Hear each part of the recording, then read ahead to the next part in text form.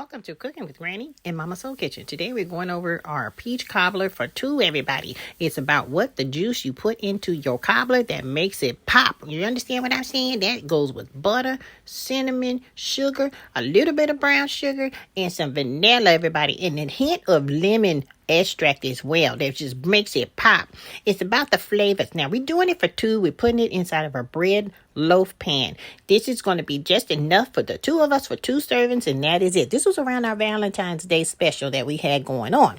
Now we also added some extra dough inside of this because you know how you have a peach cobbler and they say, oh, it's not enough dough. Everybody always go for the dough part and the juices. Well, this time it's going to be plenty of dough inside of this. You're going to have less juices because the juices is going to absorb into this crust. And that's what makes it more important. Now, I'm telling you, I can't stand it when somebody has a runny peach cobbler. I'm sorry. That is just crazy. You got to add a little bit of cornstarch in your peach cobbler bowl there so it'll thicken up while it's cooking as wet. Okay, now we go ahead and fold down the sides of the crust as you see here, and then we're going to go ahead and add a little bit of cinnamon on top of that. Then we're going to cut it also so it can breathe, everybody. It has to breathe so it's going to puff up a little bit as it's cooking. Now, here's the cinnamon that I was telling you about. We're going to sprinkle a little bit of cinnamon. You can eliminate that. You can add your nutmeg into your mixture as well in the beginning of the segment when it was boiling too.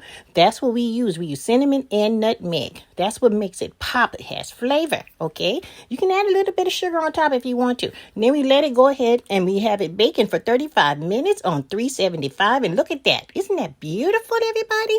That is just perfect. That's all you need for you and your significant other and your lover and your mother and all that other good old stuff that people at the church won't talk about you.